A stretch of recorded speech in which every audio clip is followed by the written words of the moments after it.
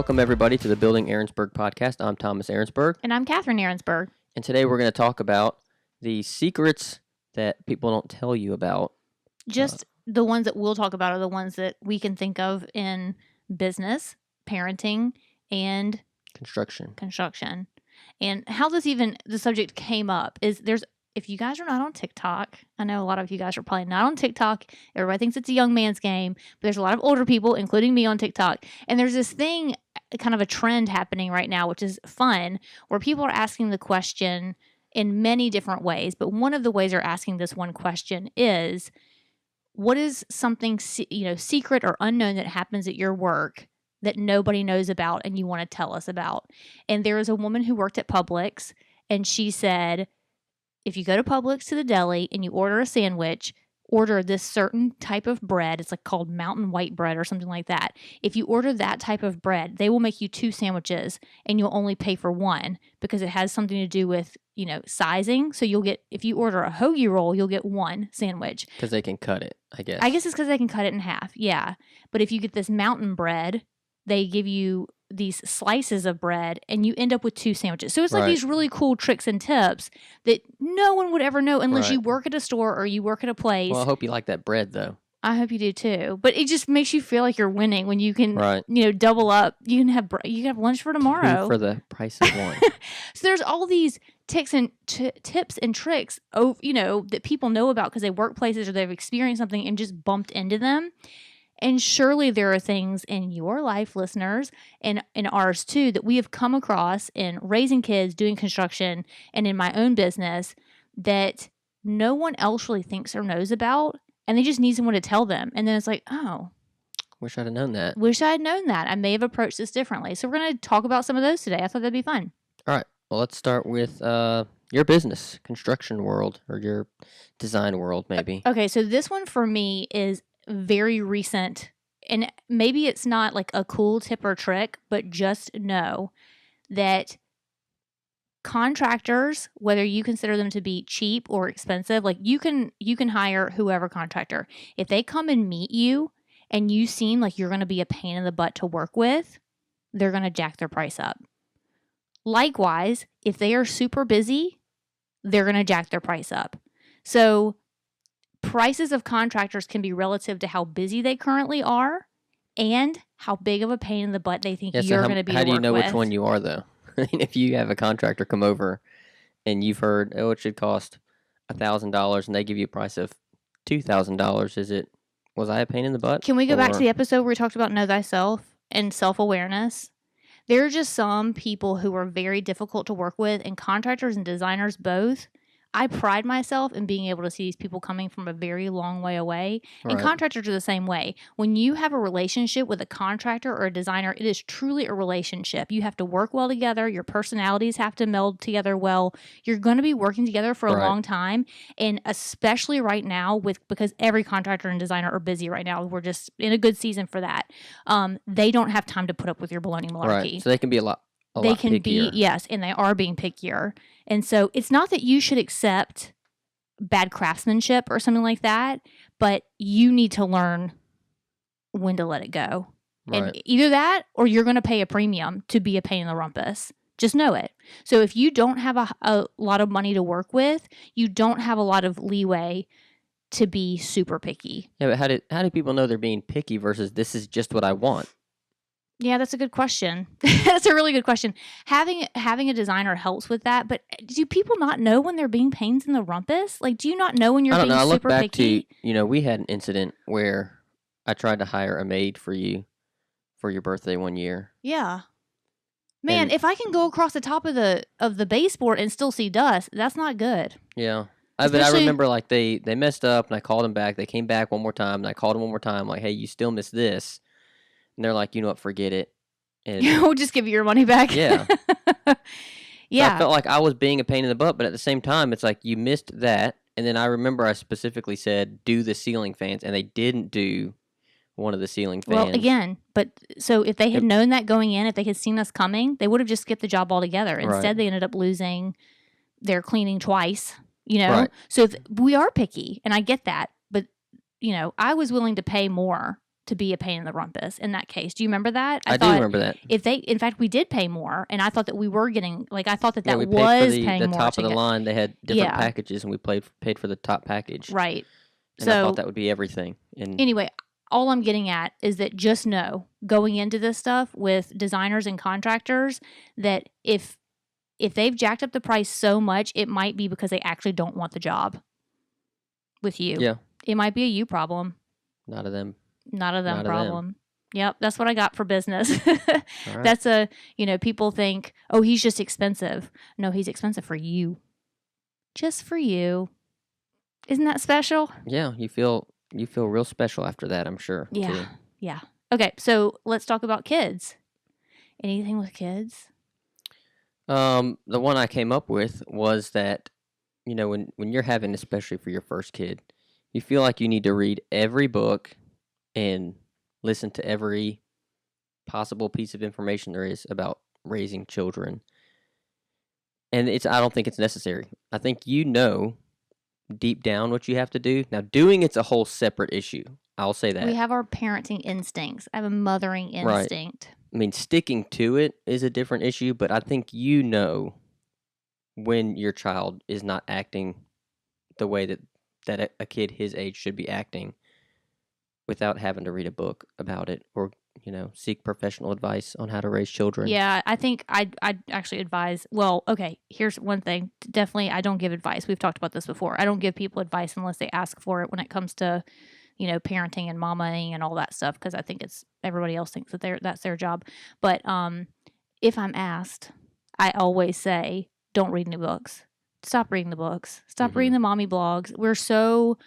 We've got so much information at our just fingertips with typing into Google. I mean, okay, you guys already know this when it comes to medical conditions, right? Yep. You know that if you have something on your leg, like a little bump or something, don't go Google it because you're going to be dying. I mean, Google is going to tell you you're dying. It's either a bruise or it's cancer. And so your mind immediately goes to cancer. It can't sure, just be a bruise. It's worst case scenario. And so I think that's without realizing it, we think we're preparing. We think by reading lots of books, we're getting prepared for having a baby. That's not true. Also, in that same vein, you don't need all the things. When a baby comes, they grow very fast. Right. You don't need a ton of newborn size diapers. You need size 2 and 3.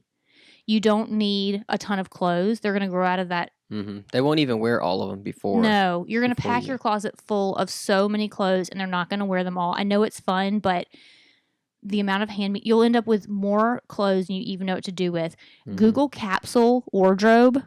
If I had to do it all over again, I would have figured out what a capsule wardrobe was and done that, because they don't need that much clothing. You are going to be washing clothes pretty frequently, because especially in the beginning, they're like pooping up their backs and stuff, and that's no fun, and you have to like constantly do laundry. But anyway, stop reading books and reading websites.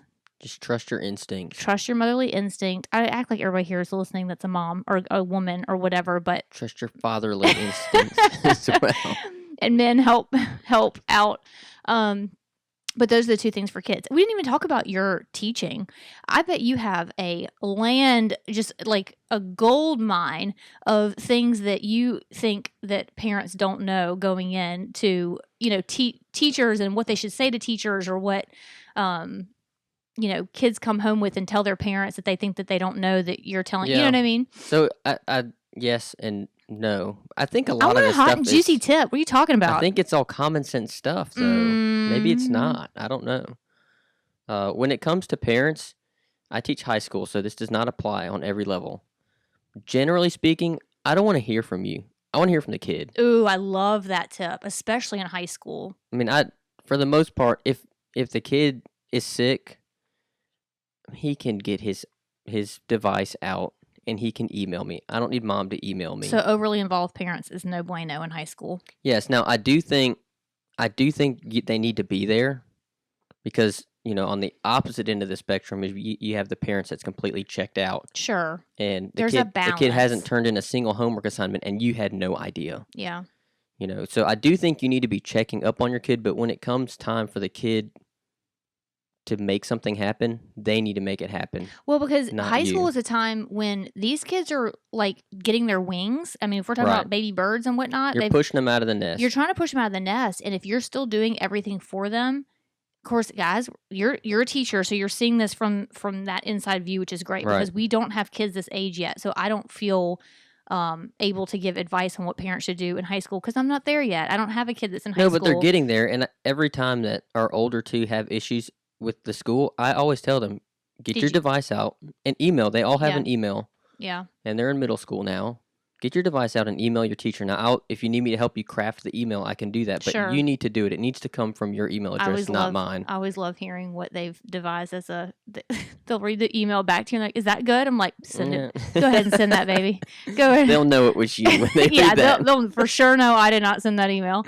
But yeah, I think that's great advice that, you know, it's time to start letting your kids do on their own and fail a little bit on their own, because when they get out in the real world, failures are a lot bigger. I mean, that's true from the time they're babies until, like, letting them fail in little ways that's age appropriate. I would say that will little ways. prepare them. That's a good way to put it. They need to fail in little ways. Sure. Don't wait till your kid has an F, and then Right. you know and then you get in contact. Why does little Johnny have an F?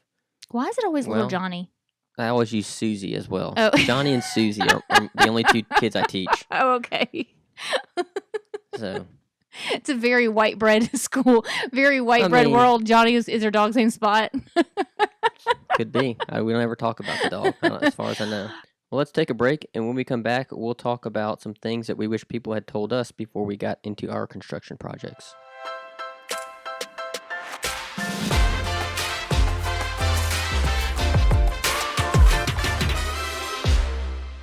Welcome back.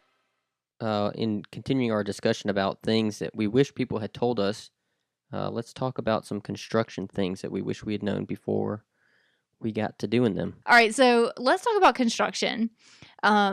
Construction is something that, you know, a lot of people who are listening are like, how do I do this? How do I do that? How do I make my husband do this? Whatever.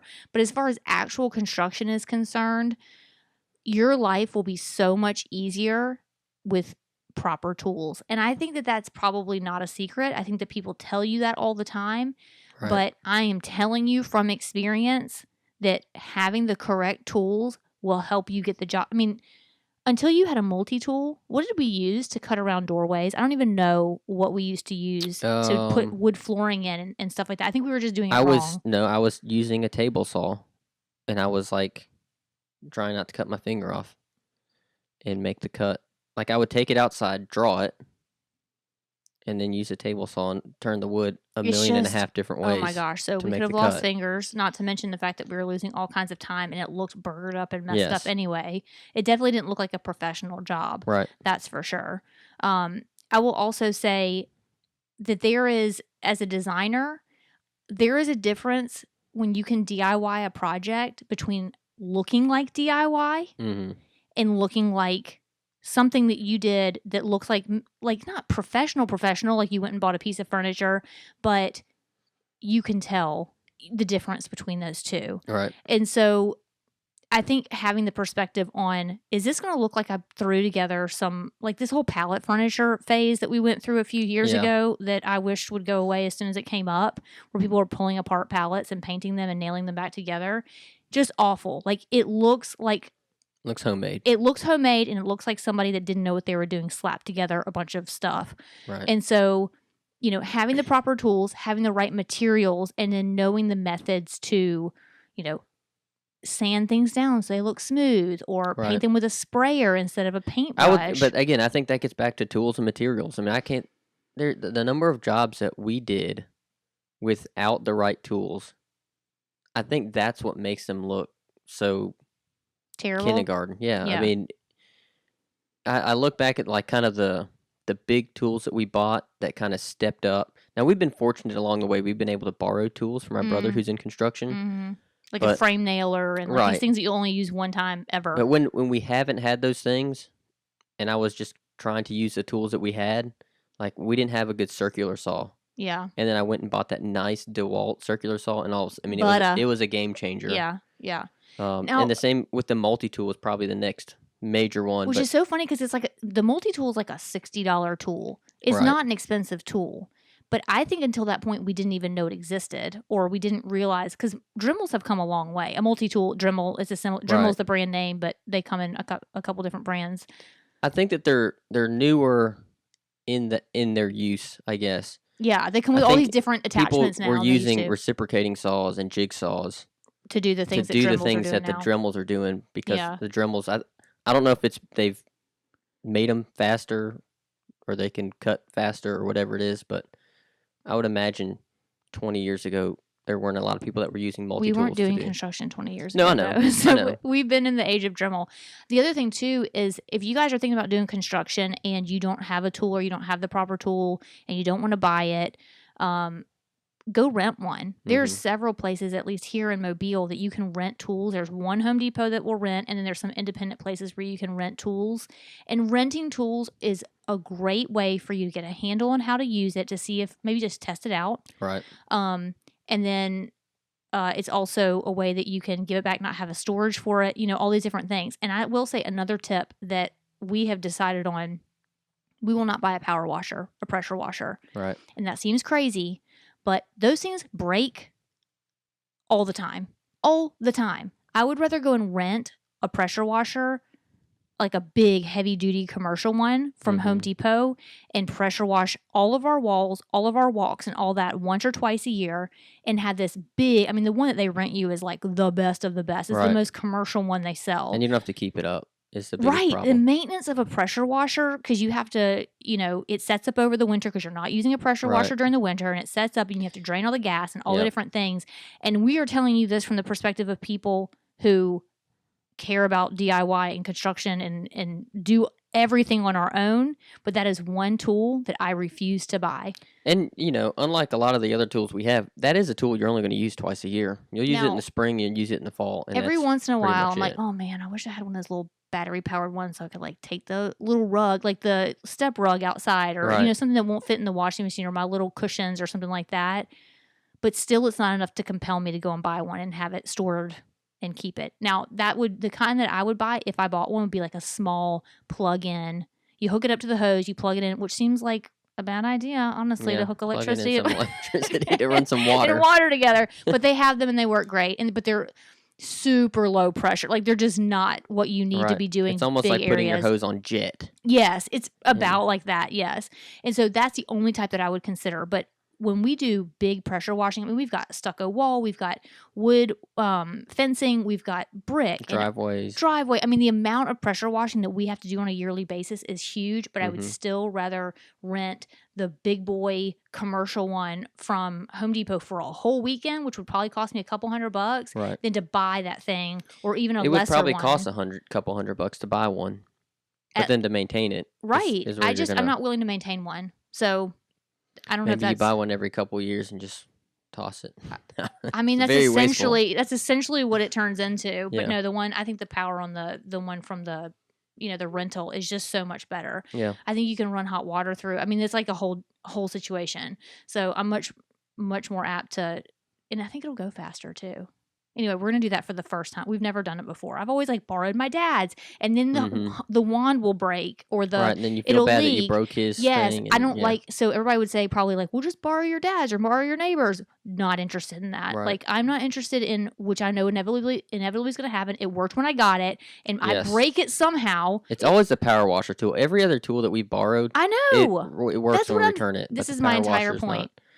Stop buying power washers. Go and rent one. That's my tip, I think, for construction, is having the right tools, but then sometimes know which tools to just rent and not have to maintain and not have to store at your house because they're big or they're a lot of maintenance. And that's certainly one of them. Yeah, and knowing that, though, is kind of tricky. We kind of switching gears a little bit. We bought a floor nailer, which is a very special nail gun that you only ever use in flooring. But we knew that we had, this is the second house now that we're putting wood floors down in, and you put down 1,000 square feet of floors. Well, the other thing too is that project always takes, it's going to take multiple weekends. Right. So you're putting down 1,000 square feet of flooring. By the time I, finish, and it doesn't take any maintenance, right? Once you're done with the floor nailer, it's a relatively small tool. You're done with it. It connects to the air compressor, and then you box it up and you put it in storage. And there's no oil or gas, or like it's a very let simple. me get it out and run it this weekend just to make sure it works again. Yeah, like your generator, your hurricane generator, whatever. No, it's just simple. It's a very simple tool. There's a mallet that goes with it. It's very easy, and so to me, that's worthwhile. So if you're trying to make the decision, I think it's where the engines, the engines that are involved is what really, and you're only using it once or twice a year. Like you have to delineate which is most important for you to purchase versus rent or whatever. So the floor nailer for sure came in handy for us. We have several houses. It paid for itself within the first. Yeah, I mean a lot of times the first floor it paid for itself. Yeah, a lot of times it's almost the cost of the tool to rent it. Right. But then I think of the maintenance, the long-term maintenance, and I think that's where it comes in. That's where you have to decide. And that one doesn't have any maintenance, so yeah, that makes so it. We made the right decision. Okay, so that is our conversation on tricks and tips for all of our things. We're going to go to a break, and then when we come back, we're going to take a listener question.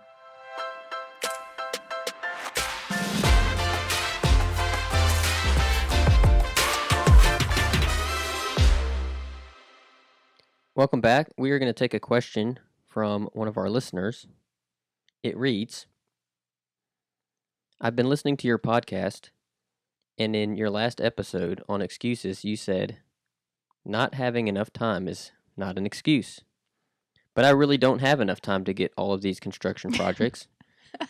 I like how it's like, you told me not to make excuses, but now I'm going to make an excuse. When do y'all get them done? Just on the weekends? ? Yes, on the weekends, in Christmas break, in summer break. You're a teacher. The balance is you don't get paid a lot of money, but you got lots of breaks from school. Lots of breaks. Got my breaks. So we don't have the excuse of not having time because we do have time. We have the excuse of not having money, and that's why we DIY things. You see what we're doing here? It's a whole thing. For the person that works the regular 9 to 5, 52 weeks out of the year. Yep. You do it on the weekend. On the weekends, and you probably hire someone. There are banking holidays and other days that are sure. There's 3-day weekends all over the place. Instead of going downtown and having a like a spa day, right?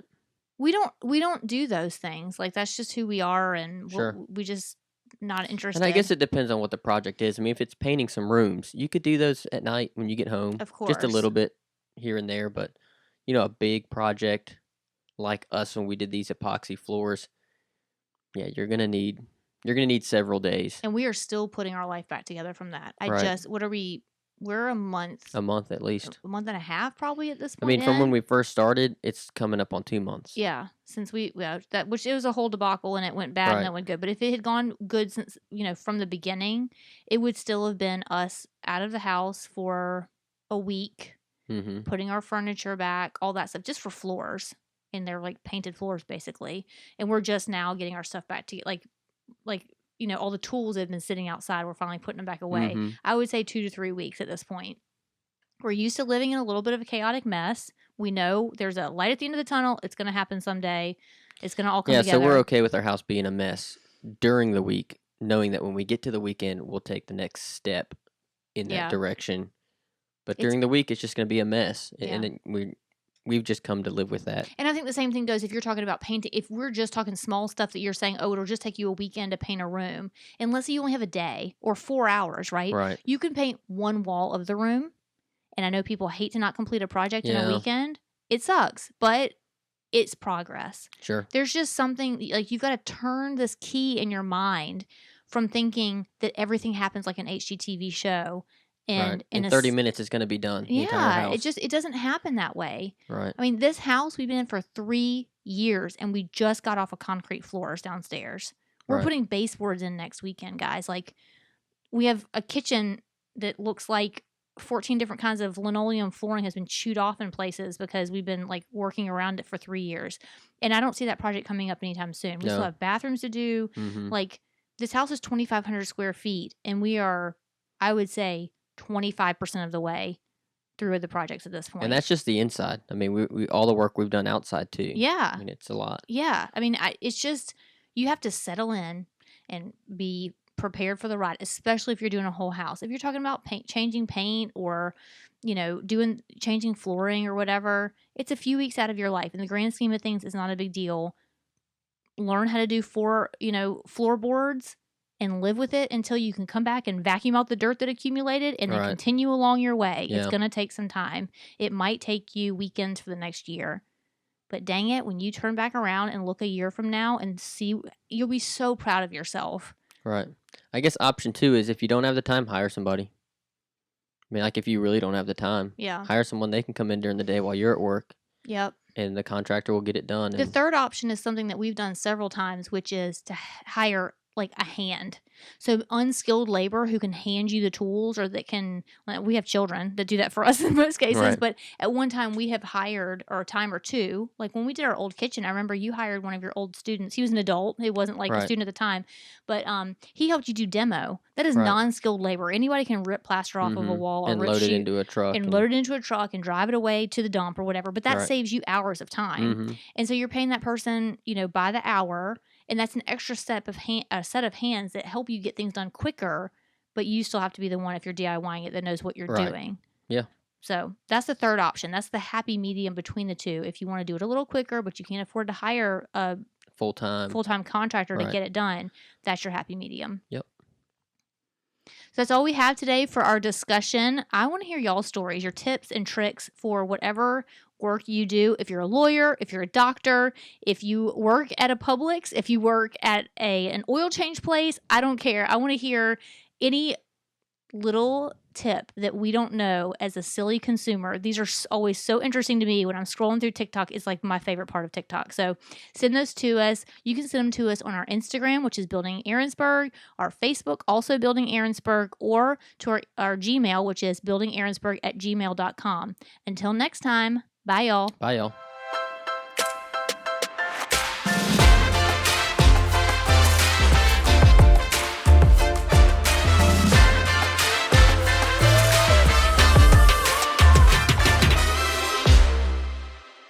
You know nothing about social media, and it's hilarious. Can you make me an administrator, babe? What is it called? I really don't know. Is it administrator? I need administrative rights on the TPS reports.